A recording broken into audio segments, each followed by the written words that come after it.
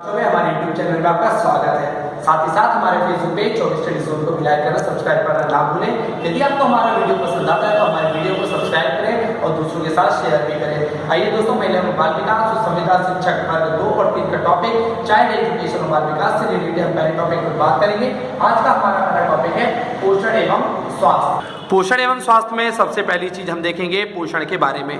शारीरिक संरचना का सामान्य परिचय, अर्थात हमारे शरीर में कैसे सारी चीजें क्रिएट होती है, कैसे पोषण का अध्ययन किया जाता है। सबसे पहले होता है आपका भोजन ग्रहण व उसका पाचन। सबसे पहले भोजन का ग्रहण किया जाता है, लार के द्वारा उसको पचाया जाता है, फिर आपका लीवर व आमाशय में जाके उसका पाचन प्रारंभ होता है, फिर नसों के द्वारा उसका अवशोषण कर लिया जाता है, उसके द्वारा आपके शरीर को ऊर्जा प्रदान होती है, उसका उत्सर्जन होता है, जनन होता है, श्वसन होता है।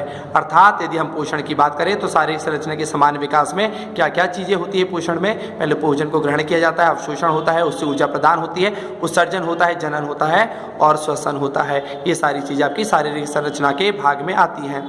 इसके बाद हम बात करें स्वास्थ्य और उसका महत्व। स्वस्थ व्यक्ति से तात्पर्य क्या है? स्वस्थ व्यक्ति से तात्पर्य ऐसे व्यक्ति से होता है जो कि शारीरिक मानसिक रूप से विकृत ना हो, अर्थात जो व्यायाम करता हो, नियमित दिनचर्या का पालन करता हो और अपने दैनिक जीवन को बहुत अच्छे तरीके से व्यतीत करता हो, वह व्यक्ति कहलाता है स्वस्थ व्यक्ति। शारीरिक रूप से स्वस्थ व्यक्ति को ही स्वस्थ व्यक्ति की कैटेगरी में नहीं काउंट किया जाता है, मानसिक रूप से भी स्वस्थ व्यक्ति होना चाहिए, तभी वो ओवरऑल स्वस्थ व्यक्ति की कैटेगरी में आता है। दूसरा है आपका पोषण से आशय क्या है। पोषण से तात्पर्य यह है कि जो आपके दैनिक जीवन के क्रियाक्रम है, जैव प्रक्रमों को सुचारू रूप से चलाने के लिए आवश्यक पोषक पदार्थ ही पोषण कहलाते हैं। संतुलित आहार, बहुत अच्छा भोजन जिसमें सारी न्यूट्रिशन सारी चीज़ें उपलब्ध हों, वह भोजन आपका कहलाता है पोषण, अर्थात आपको पोषक तत्वों का समाहार ही कहलाता है पोषण। अब पोषण से रिलेटेड कुछ प्रक्रियाएं होती हैं, आइए हम उस प्रक्रियाओं के बारे में सबसे पहले देखते हैं। पहला है आपका भोजन ग्रहण और पाचन। सबसे पहले आप भोजन को ग्रहण करते हो और उसका पाचन होता है। दूसरा, पाचन के बाद भोजन के तत्वों द्वारा अवशोषण। आपने भोजन में जो भी ग्रहण किया है उसमें जो भी मात्राएं थी, कैल्शियम था, आयोडीन था, प्रोटीन था, न्यूट्रिशंस थे, जो भी थे उसका भोजन क्या कर लिया जाता है, तत्वों का अवशोषण कर लिया जाता है। पोषक तत्वों द्वारा कोशिकाओं का उपयोग व प्रक्रिया, आपने जो भी भोजन ग्रहण किया उससे शरीर को जो भी पोषक तत्व मिले उससे आपकी कोशिकाओं का निर्माण होता है। अब ये पोषक तत्व शरीर में करते क्या है? रोगों से लड़ने की क्षमता को डेवलप करते हैं, व्यर्थ पदार्थों का निष्कासन करते हैं तथा कोशिका निर्माण तथा उत्तक अंगों के विकास में मदद करते हैं। अब हम बात करेंगे पोषण के प्रकार के बारे में। पोषण दो प्रकार का होता है, एक होता है कुपोषण और एक होता है सुपोषण। कुपोषण से तात्पर्य यहाँ पर यह है जहाँ पर आपके शरीर के लिए आवश्यक पोषक तत्वों की मात्रा की उपलब्धता नहीं पाई जाती है, वह कहलाता है कुपोषण। और जिस भोजन पदार्थ में, पोषक पदार्थों में सारी चीज़ें उपलब्ध होती हैं, आपके शरीर के लिए जो भी मात्राओं की आवश्यकता होती है वह सारी चीज़ें उपलब्ध होंगी, वह कहलाता है आपका सुपोषण। जब हम बात करते हैं कुपोषण के प्रकार के बारे में, कुपोषण को 3 प्रकार से डिफाइन किया गया है: अत्यधिक पोषण, अपर्याप्त पोषण और असंतुलित पोषण। अर्थात यदि आप एक मात्रा से अधिक भोजन का ग्रहण करते हैं तो वो भी कुपोषण की कैटेगरी में आएगा, जिसे अत्यधिक पोषण के अंतर्गत रखा गया है।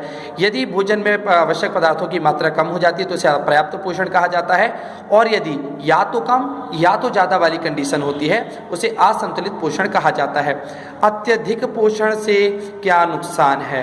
पहला है मोटापा। यदि आप आवश्यक पदार्थों से ज़्यादा इस्तेमाल करते हैं, भोज्य पदार्थों का इस्तेमाल करते हैं, मात्रा से ज़्यादा आपके शरीर में कैल्शियम, आयोडीन, प्रोटीन्स या कुछ भी तत्व होते हैं तो उससे आपके शरीर में नई नई व्याधियाँ दिखने को मिलती हैं। और सबसे कॉमन जो समस्या पाई जाती है बड़े घरों के लोगों में पाया जाता है मोटापा। तो यदि आपने बहुत ज़्यादा भोजन का सेवन किया है तो आपको मोटापा की समस्या से ग्रसित होना पड़ेगा।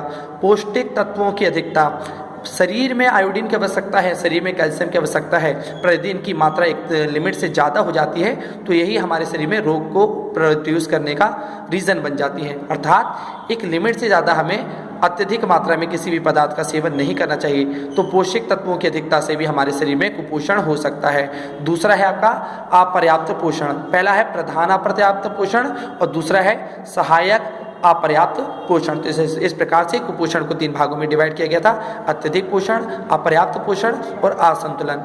अत्यधिक पोषण को 2 भागों में डिवाइड किया गया है: मोटापा, पोषक तत्वों की अधिकता, और अपर्याप्त पोषण को डिफाइन किया गया है प्रधान अपर्याप्त पोषण के अंतर्गत। दोस्तों, आज हमने बात की शारीरिक संरचना एवं उसका सामान्य परिचय, पोषण एवं स्वास्थ्य के बारे में। नेक्स्ट वीडियो में आप देखेंगे कि इस पोषण को किस प्रकार से डिफाइन किया जाएगा और उसका हमारे दैनिक जीवन में उपयोग क्या होगा। ये जो हम पोषण एवं स्वास्थ्य की बात कर रहे हैं, ये महिला एवं बाल विकास के खंड 1 का पहला चैप्टर था। नमस्कार दोस्तों, मैं अमित कुमार चौबे। हमारे चैनल को सब्सक्राइब करना ना भूलें।